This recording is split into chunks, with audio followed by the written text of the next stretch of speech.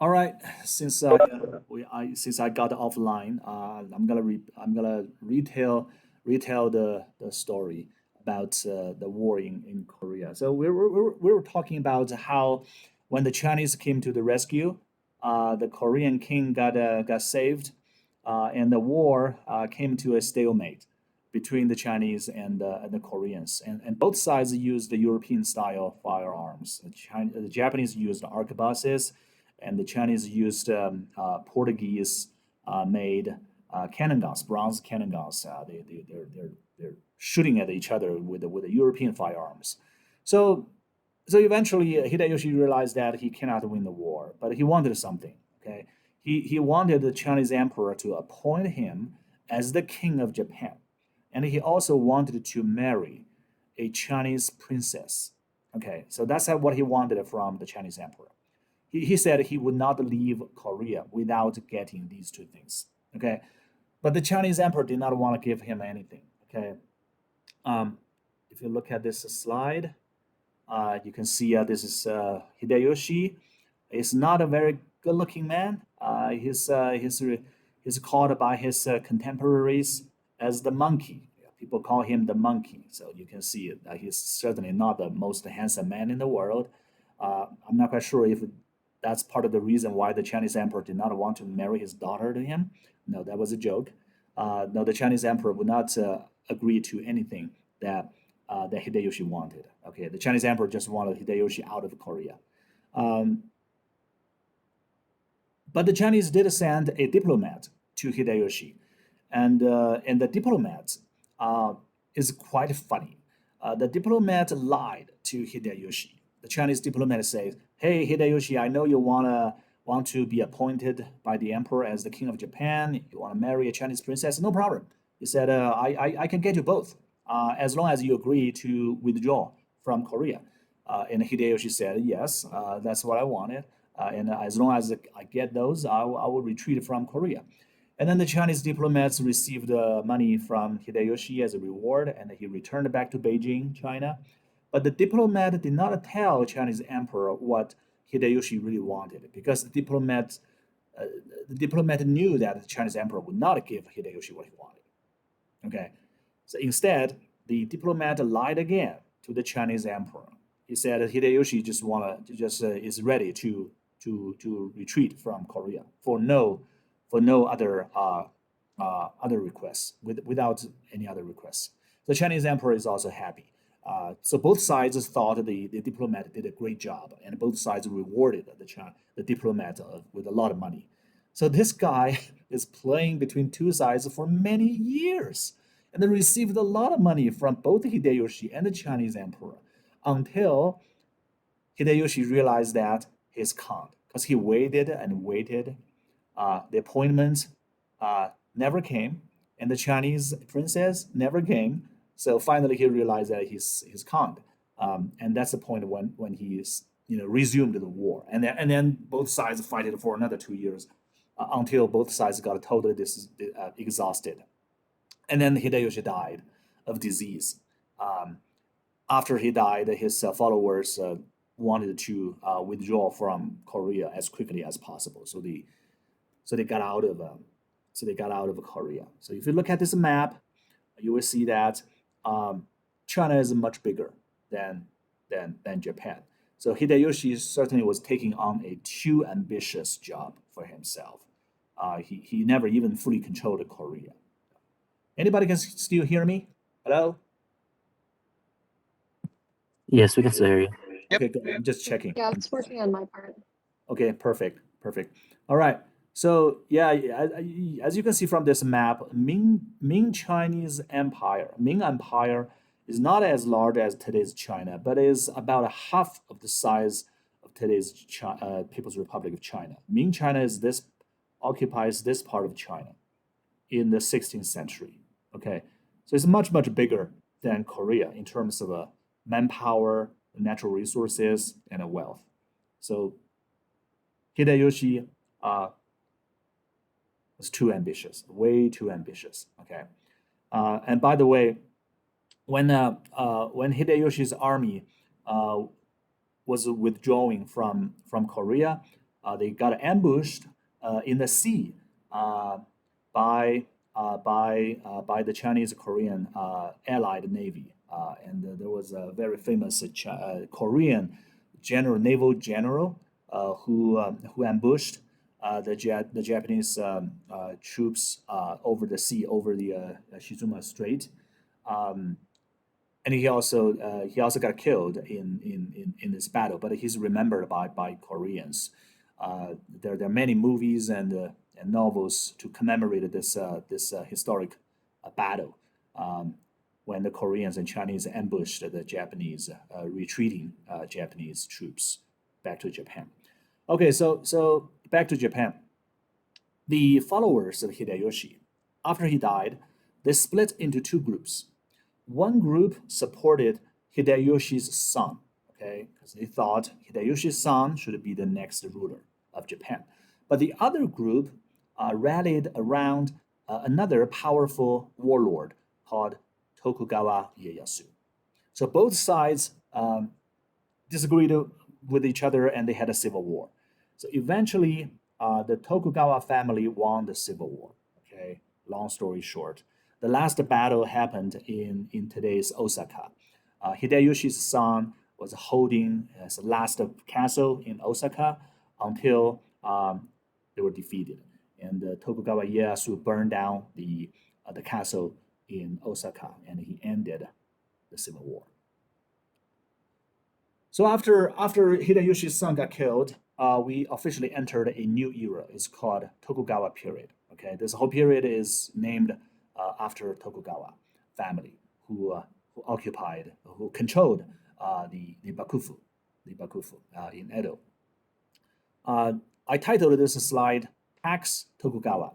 This means peace under Tokugawa rule. Okay, Tokugawa did officially end the Sengoku Jidai, the Warring States period, and he brought peace and order to Japan. To Japan. So yeah, as this slide says, the Sengoku Jidai officially ended. Okay. Well, the ending of Sengoku Jidai is a gradual process. Okay, it did not happen overnight. It was completed by all the three unifiers. Okay, it started with the Nobunaga. Okay, yeah, Nobunaga is already trying to eliminate the feudalist elements in Japanese society. Right, he's trying to build a centralized government. Right, Nobunaga is trying to disarm the peasants. Okay, and he tried to divide the samurai class and the rest of the Japanese population. The rest of the population are farmers, artisans, and merchants. Okay, so Nobunaga say, hey, if you're not a samurai, if you're not born as a samurai, you cannot pretend to be a samurai. Okay, unless you got a special approval like a Hideyoshi. Okay, Hideyoshi continued this policy, although he's from a commoner's family, right? But he continued Nobunaga's policy to distinguish samurai class from the rest of the population.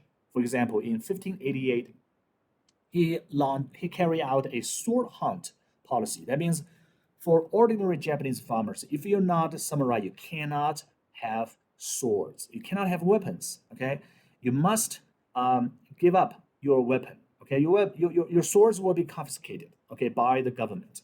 So this is how Hideyoshi sort of distinguish samurai class from the rest of society.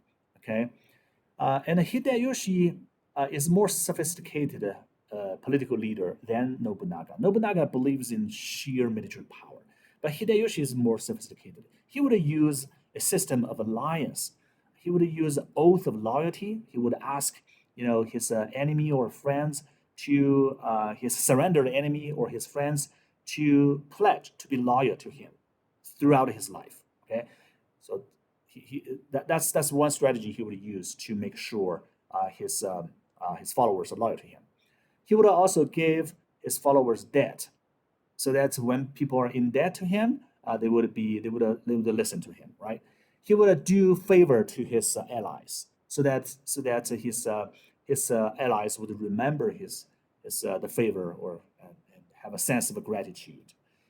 Of course, he would also use fear to make sure his potential rivals would not rise up against him, right? And also, he would use affinity. That means he would marry his daughters or sons to his allies to make sure that the alliance is solid. Okay, but Hideyoshi also cracked down pro-Christian riots.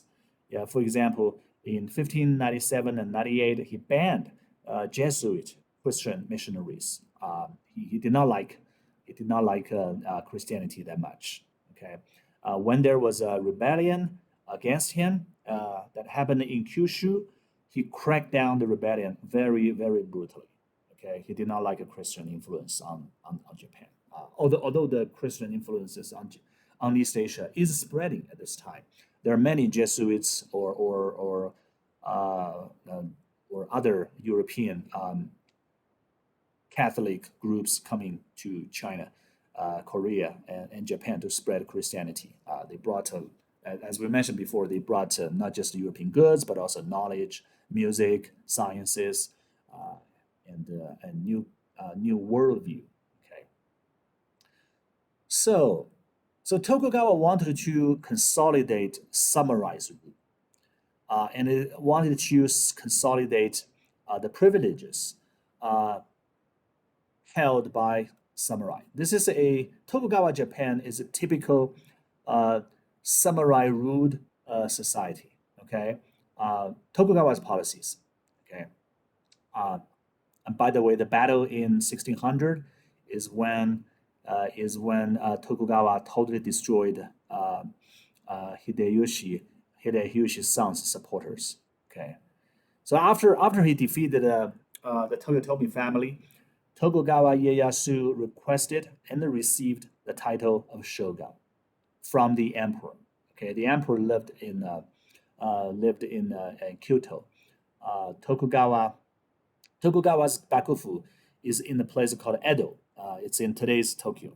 It's in today's Tokyo. Okay, Tokyo in Japanese simply means the eastern capital. Okay, Tokyo was not called Tokyo until 1868. The reason is because before 1868, although Bakufu was located in Edo, today's Tokyo, but you cannot call Edo the capital because the emperor is not there. Okay, it's only the shogun's Bakufu. So only after 1868, when Meiji Restoration succeeded, when the emperor returned to relocated his capital from Kyoto to Tokyo, only after that you can call Tokyo the eastern capital. Actually, Tokyo simply means the eastern capital. All right. The Ieyasu's grandson Iemitsu also is a very great leader. He continued his grandfather's policies, right? Um, okay, so how do we make sense of the political structure of Tokugawa Japan? Okay, so under the Bakufu's rule, we have two sources of authority. Okay, we have a power versus legitimacy. What does this mean? This means that with Shogun's Bakufu, you have military power on one side. Okay, but the emperor in Kyoto, he has legitimacy. Okay, his blood makes sure that he's the legitimate emperor in Japan. He's a living god. He's a living god. Okay, he's considered basically as a god by ordinary Japanese people. Okay, so the emperor does have legitimacy, but he doesn't have military power. The shogun has military power, but he doesn't have legitimacy. So we have two sources of authority. Okay, it's a dual system. It's a dual system. Okay. Um, so in other words, the two sides, shogun and the emperor, they provide checks and balances to each other. It's sort of a similar, to a certain degree, it's similar to today's constitution and monarchy, right? Because in this situation, the emperor did not have supreme power. He did not have absolute power. He cannot tax people. He cannot launch war. Right. He even cannot mobilize any army. Right. He's pretty much just a figurehead, but considered as a living god. On the other hand, Bakufu, the shogun, although he had a lot of a lot of army, but he is still considered as a subordinate to the emperor. So you have this very strange system here. Okay, the shogun realizes the problem, so he tried to promote his own legitimacy. Okay, for example, in Nikko, he tried to build a shrine devoted to his own family and himself. He's trying to cultivate a personal cult, a cult of personality for himself, but it's not very successful.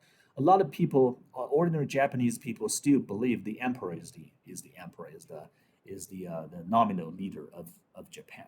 Is Japan. Okay, what else? All right, so we're talking about Bakufu, the Tokugawa Bakufu's more policies by the Bakufu. Okay, Tokugawa Bakufu understands that any major feudal lord could rise up against him. I mean, any feudal lords or warlords could challenge his rule, right? So the main challenge for the Bakufu is to control the daimyo. Daimyo literally means the big names. Okay, this term refers to all the major feudal lords. Okay, um, in early 17th century, the all the daimyo are approved or appointed by the shogun. So on paper, they're all friends. Okay, they're all followers of the shogun. But you never know, right? Today he's your friend, and maybe tomorrow he would turn against you, right? Not to mention after 100 years, right? So Bakufu wanted to control the daimyo, okay, and the policies he implemented to make sure the daimyos don't rebel against him is to divide daimyos into two groups. Fudai daimyo, that means the close daimyo, and Tozama daimyo, that means the far away daimyo. If if the Tokugawa family trusts you more, they would give you the land and the castle near Edo. Okay, so you become a close daimyo. But if you're not so trustworthy, okay, so if Tokugawa Ieyasu or Iemitsu, they don't trust you that much. They would appoint you to the land far away from Edo. Okay, you will become a far away daimyo, like Tsatsuma and Choshu. These two daimyos are appointed to the southern islands Um, Tokugawa family also reallocated the land as a reward to his followers, and all his followers. There are basically a little bit more than 100 daimyos after Tokugawa restored peace. Okay, the 100 daimyo, they must have an oath of loyalty. They must swear, I I will always be loyal to you. Okay, Tokugawa family. Okay. Um, so this is how the Tokugawa family makes sure there was no rebellion. And furthermore, Tokugawa family also prescribed that one daimyo can only have one castle. So that means you, as a daimyo, you cannot have too many castles, too many garrisons to turn against the central government, right? Because if you only have one castle, that would make Bakufu a lot easier to destroy you if you launch a rebellion, right? So one daimyo, one castle, and the alliance between daimyos are absolutely forbidden. You cannot connect with other daimyo because Bakufu is afraid that when several daimyo they connect with each other, they may form an alliance against the Bakufu, right? Okay, but but Bakufu is still a pre-modern government. This means it doesn't have a physical control of the whole country. What does that mean? Uh, it means the Bakufu government is still pretty primitive and pre-modern. It doesn't have the power or bureaucracy to tax everybody in the country directly. There's no such thing. Okay, it just cannot do that. The daimyo, as a local feudal lords, they enjoyed physical autonomy. That means the local daimyo could tax the people under their rule. Okay, So local people don't pay tax to Bakufu or the emperor. Okay, they only pay tax to the local daimyo. So this is still some kind of feudalist uh, characteristics, as you can see, right? There was no central government still. Um, so daimyo, local daimyo, by taxing local people, they could build their own army. Well, eventually, it's the local daimyo, the two southern daimyo that launched a rebellion against the Bakufu in the 19th century, and that started a major restoration. Okay, daimyos are required to contribute to public works projects and pay gifts to the shogun. Uh, but this is not considered as regular tax. Okay, this is irregular gifts. For example, when the say when the shogun is having a birthday, a 60th birthday, which is considered as a major event in his life, then all the daimyos, all the more than 100 daimyos are supposed to give gifts, okay, to the shogun. The gifts are also considered as a sign of loyalty and submission. Okay, and for example, if the Bakufu wanted to have a large public works project to build rebuild, say, a major Buddhist temple in Edo, then the daimyo will have to pay some tribute to it. It will just contribute some money to that project. Okay, so that's another policy. Alternate attendance system. This is a system uh, implemented by the Bakufu to make sure that the local daimyo would not rebel against him. Uh, every daimyo must live 1 year in Edo and then another year in their home base. Okay, um, and then even when the daimyo live 1 year in their home base, they must have some of their family. Most of the time, it's their son, one of their sons, living in Edo, okay, as hostage, basically, as a hostage. Um, so this is we call this alternate attendance system. This makes sure that the daimyo would not have a too strong connection to his home base because half of his time he's in Edo, is under the supervision of Bakufu. So Bakufu is watching them, okay, when they live in Edo. This is to make sure that they don't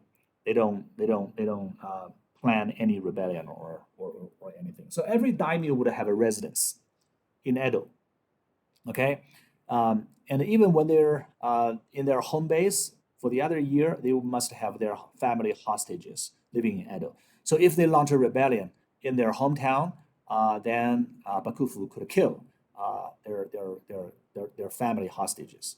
Okay, so the result of this alternate attendance system is that all the daimyos have to commute between their home base and Edo every year, every year. So as a result, um, the the uh, the highways connecting Edo and other domains become flourishing, right? Because when the daimyos are traveling, they wanted hotels, they wanted restaurants, they wanted wine shops, they want to visit stores. So this boosts a lot of markets and economy in Japan, especially in Osaka, because Osaka is located in a major highway connecting Edo and other domains. So that's how Osaka sort of got developed as a market town, as a market town. Yeah, the people in Osaka is very different from the rest of Japan. They're known because most of the people in Osaka are merchants or shop owners. So they're very different from the samurai in other parts of Japan. Yeah. During World War II, what's interesting is that there was one division um, uh, composed by only recruits from Osaka. And this Osaka division, military division, was sent to China. And it turned out that they never want to fight. Never want to fight in World War II. Those are Osaka merchants. They secretly made agreements with the Chinese resistance guerrilla, and they say, we don't attack you, and you guys don't attack me, right? So this Osaka division is very, very special. This is just an example to show how the culture in Osaka city is different from the rest of Japan. Okay. Okay. So Edo in 17th century, it gradually became one of the largest cities in the world. The population in Edo reached 1 million. There are 1 million people living in Edo. I mean, that means today's Tokyo in Japan. During that time, the population size in Japan in 1800s probably reached 33 million. And we know that this compares to only 5 million people living in Britain at the time. So Japan is a pretty is a pretty big a big country with a sizable population. So this painting, this Ujio, this this painting shows how busy the streets of Edo was. As you can see, this is a clearly a big town, a big city with a lot of businesses, a lot of business activities. But there are also limits to Japan's growth. Okay, although on one hand Japan is growing, is developing very fast, but on the other hand, it has a lot of limitations, especially in natural resources. Okay, Japan has had this shortage of natural resources from Tokugawa period. From Tokugawa period. Hello, can everybody hear me? I'm just checking. Can you hear me? Yes. Can hear you. Yep. Okay, very good, very good. All right. Japan is lacking natural resources. This is a major problem, limiting Japan's growth, even for World War II. Actually, one of the reasons why Japan launched World War II is because this island country desperately needs resources imported to it from overseas, especially the continent. So this is why Japan never lost the dream of occupying the continent. Okay, so this is the major, the deeper reason or roots or oranges for for World War II. For World War II. So the lack of natural resources is a big problem for Japan always. Also, Japan is got a cut off from the world. The Bakufu, we will mention this later. Bakufu implemented a so-called Sekoku policy. That means a closed country policy from 1635 to 1853. Okay, uh, so most of the time under Tokugawa rule, the Bakufu banned ordinary Japanese connection with foreign countries. Okay, you just cannot have direct connection with the foreign countries, right? For example, Christianity is banned. Okay, and you cannot travel overseas freely without the permit issued by the Bakufu. And the Bakufu normally would not give you any license or permit to travel overseas freely. Okay, they don't want you to communicate with the foreign countries. Okay, foreign trades are heavily regulated. Okay, except for with the Dutch. Okay, if you as an ordinary Japanese, if you say I want to trade with the Portuguese, with the British that came to East Asia in 19th century, you can't. Okay, you can't. The Bakufu would not let you. Okay, but it doesn't mean that there is no real connection between Japan and the outside world. It's just to say this is just to say under the Sekoku policy, it's difficult. It's difficult for Japan to communicate with the outside world. Okay, for some faraway daimyo like Satsuma, there has been connection, with the foreign countries, right? People go, people violate the law all the time. Yeah, but the Sekoku policy just makes communication difficult. Okay, trade with China. Trade with China is only allowed through UQ Kingdom in today's Okinawa. Remember, before 19th century, uh, Okinawa has been an independent kingdom. Has been an independent kingdom. Yeah, and the trade with China is also allowed through Korea, through Tsushima. Um, But other Japanese coastal cities, they cannot have direct trade with China. So this is part of the Sengoku policy. All right. So Japan basically intentionally cut itself off from the globalization of the modern age. They don't want to communicate with the outside world. Bakufu thought that we're good enough. We're good enough. Okay, we have nothing to learn from foreign countries, and we don't want to give foreigners anything either. Okay, we just want to be on our own. And this whole society seems pretty stable. Okay, there was a social caste system according to Confucian ideology, right? Remember the four classes: samurai at the top, farmers second, artisans the third class, and merchants at the bottom. So this is according to the Confucian tradition. Okay, shogun shogun officially supported Zen Buddhism as almost the state ideology. Okay, most commoners also believe in a uh, uh, local Buddhist religions, right? They could believe in any sects, right? It could be Pure Land school, it could be discipline school, it could be Zen school, it could be esoteric school, right? There are many Buddhist schools. So the actual form of commoners' belief in Buddhism is variegated. There's all kinds of belief. But the shogun officially supported only Zen Buddhism. Okay, they picked up this specific school to sponsor. Okay, and by promoting Buddhism, Bakufu is trying to promote obedience, conformity, and content with the people. Right. Now, 2 days ago we talked about Buddhism. When you believe in Buddhism, you sort of would lose the heart to have a rebellion, right? Right? Buddhism certainly would not support a revolution. It doesn't. Okay. Instead, it supports obedience, conformity, peaceful mindset, and a self content. Okay. So you're happy with your life. You will find the pleasure of your daily mundane activities. That's what Zen Buddhism is all about. So and Bakufu knows about this.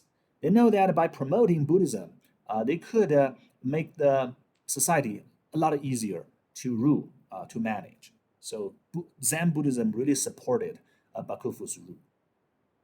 All right.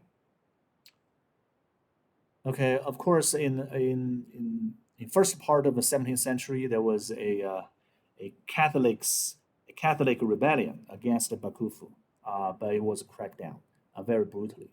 I think there was a Hollywood movie about this rebellion and the crackdown. I believe the name of the movie is called Silence or something. I could be wrong, but somebody could correct me anyway. Okay, Okinawa. I want to mention Okinawa a little bit because during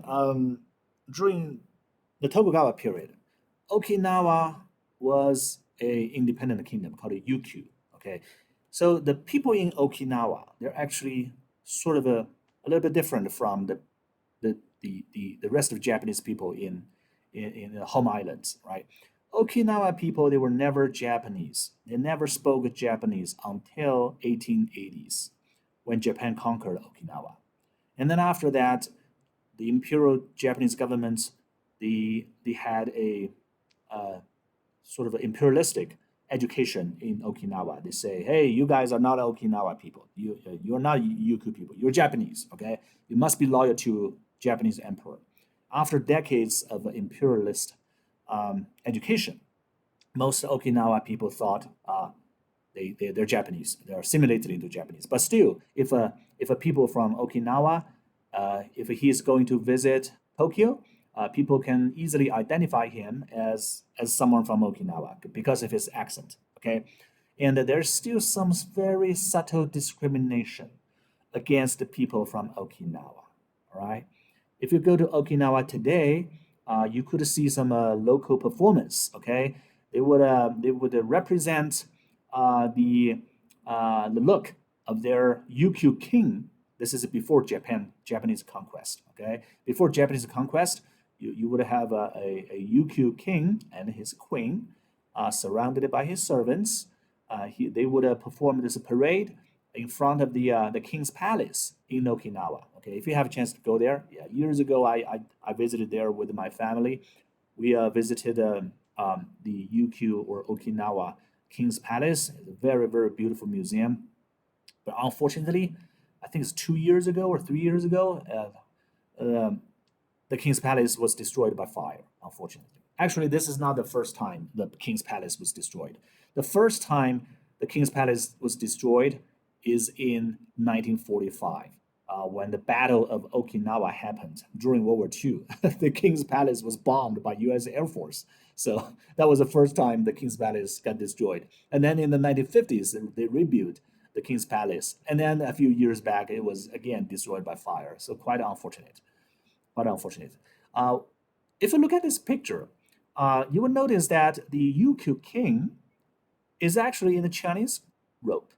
This is Chinese style robe, not Japanese style. The reason is because UQ, before Japanese conquest, for centuries, have been a protectorate of China.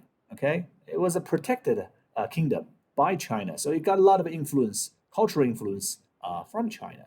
So if you look at this parade, I believe the parade is still going on as a tourist resort in Okinawa today. If you have a chance to visit Okinawa, you would see a Chinese Ming style clothing. Okay. Okay. Social problems of Tokugawa Japan. Poverty. That's the first.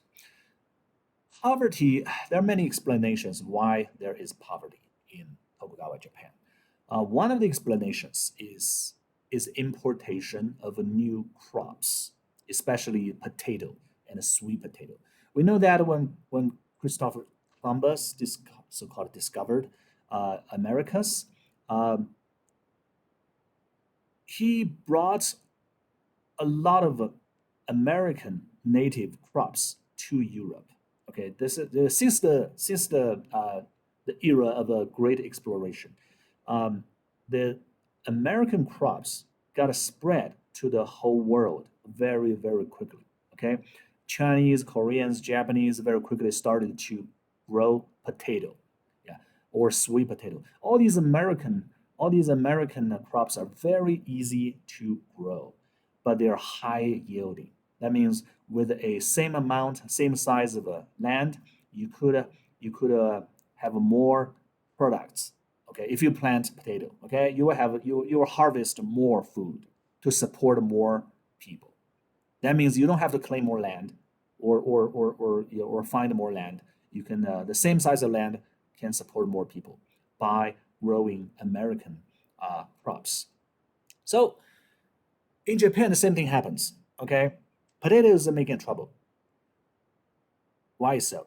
Because when food production is growing, the total size of population is also growing. Right? We mentioned this before. Tokugawa, Japan, there are probably I don't know how many people are there. The estimate is how many people? Yeah, 33 million people. There are probably 33 million people living in Japan. This is a much bigger s- population size than before. Okay, but the problem is the general wealth of the society remains the same. Only population grows. The result is GDP per capita is dropping. That means poverty. If that makes sense, right? So yes, Tokugawa Japan on one hand saw growth of population, but on the other hand, you see general poverty, and the society also is not very stable. Okay, there are all kinds of conflicts, troubles in within the society. Although there was no major warfare that killing hundreds of thousands of people in one day, but still there are a lot of social unrest or instability. For example, the 47 running case. Okay, this is a famous folklore story that every Japanese knows. Yeah, this is okay. Long story short, let me tell you the story of 47 running. Okay, what does that mean? The 47 running, okay, that belonged to one. one daimyo. Okay, so one day there was a meeting uh, of daimyos. So many daimyos are having a meeting.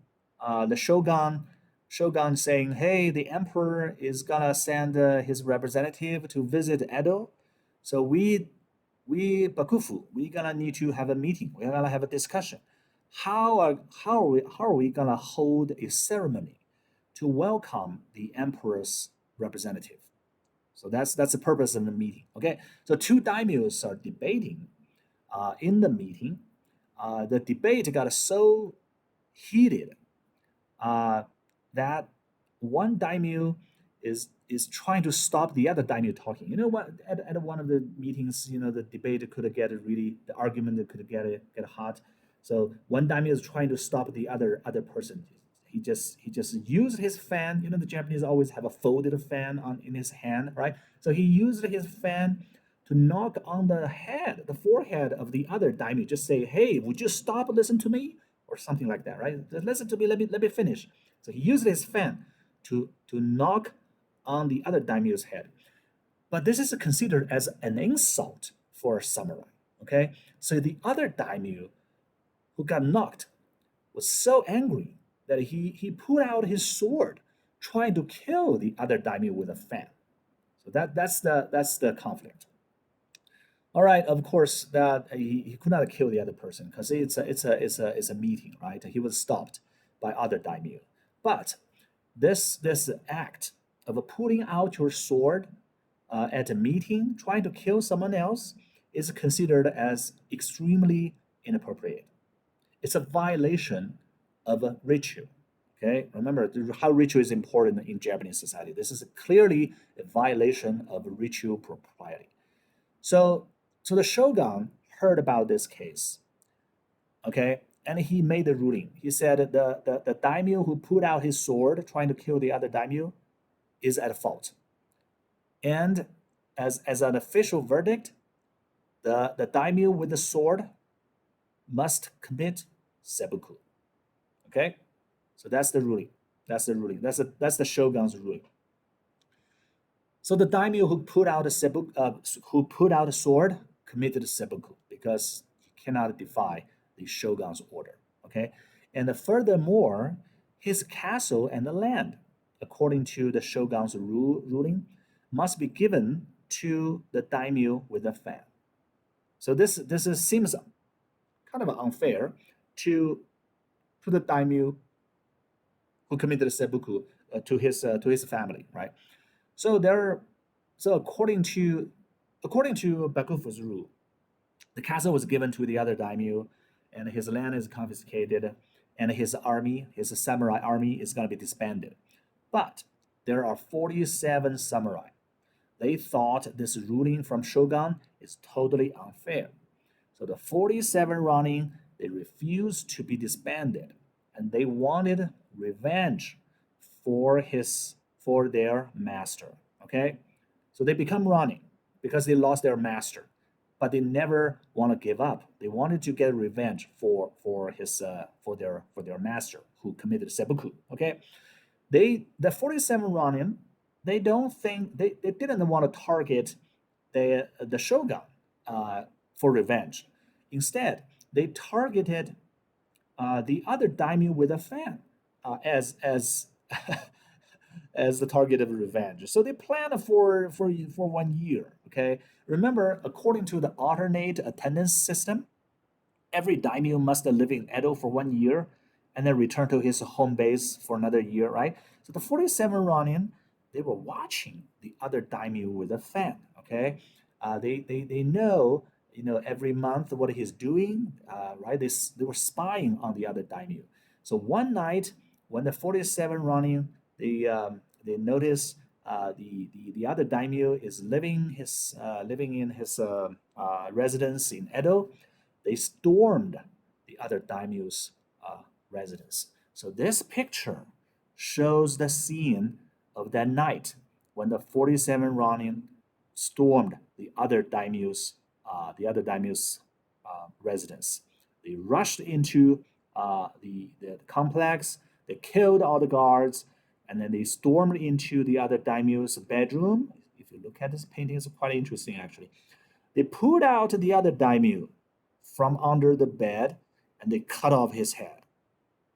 They cut off his head. See, this shows the last moment of the other daimyo, the daimyo who got with the fan, right? And so the 47 Ronin, they got revenge for their master. Okay, and then they cut off the other daimyo's head, and then they brought the head to the tomb of their old master, and they offered the spirit of their old master the head of his rival, and they say, "Master, we got your revenge. Now you can close your eyes," something like that. You can rest in peace now because we got your revenge. So these 47 Ronin, they were loyal to their old master to the degree that they want to break the law. They don't mind breaking the law. Okay, of course, the Bakufu did not want to see this, right? In the eyes of the Bakufu, these 47 Ronins are not good people. They're bandits, basically, right? But for ordinary Japanese people, the 47 Ronins are heroes. Okay, they are so loyal to their master, and they have their own standard, moral standards of justice, and they would sacrifice their lives for their moral standards. Okay, after the 47 Ronin got the revenge for their old master, they gave themselves in. Okay, they gave themselves in. They surrendered to the Bakufu. Okay, and then they all committed seppuku, finished themselves. Because they know that they violated law and they have to pay for it. So they all committed seppuku. So ordinary Japanese, they love this story. Okay, so in the hometown of the 47 Ronin today, you could see the statues of the 47 Ronin because the ordinary people love them. Okay, ordinary people thought this is a great story. Okay, this is about the loyalty, this is about friendship, this is about honor. Okay, so there are many Japanese music, opera, movies, novels about the story of 47 Ronin. Very famous story. Yeah, if you search on Google, you probably can find several Japanese movies about the 47 Ronin. Okay, okay, what does this story tell us? To me, this story shows that a lot of times local people's moral standards are totally different from government laws. Okay, although Bakufu wanted everybody to follow their own law, but a lot of people just disagree. Okay, they have their own moral standards. Okay, the 47 Ronin in the eyes of Bakufu, they're basically mafia. Okay, but for from perspective of local people, they're loyal samurai. They're loyal samurai. They're good people. They're heroes. Okay, so this example shows private loyalty versus national loyalty. Okay, Bakufu tried to promote national loyalty, but on the other hand, the 47 Ronin, they represent a private loyalty, even a tribal spirit. Okay, which is considered by ordinary Japanese as something good, as a great thing. Okay, so we have to speed up a little bit. Samurai as a class is declining because there's no warfare. When there's no warfare, there's no use for their martial arts. Okay, so when there's no use for martial arts, samurai normally just don't practice martial arts because for them it's useless, right? But when they don't have warfare, the samurai hardly can find any place in the society. They feel they are the marginalized people in the society. Okay, and if some samurai are not good at managing money, they could have poverty as well. In that case, their social status is absolutely declining. Is absolutely declining. So during peacetime, samurai are not finding their place in the society. But on the other hand, the merchants are rising. Okay, through the busy trades with the foreign countries, merchants accumulated a lot of money, and this is in addition to the decline of social status of a samurai.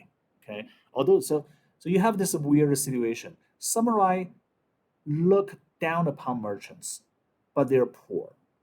Okay, merchants don't have a high social status as samurai, but they're rich, they're powerful.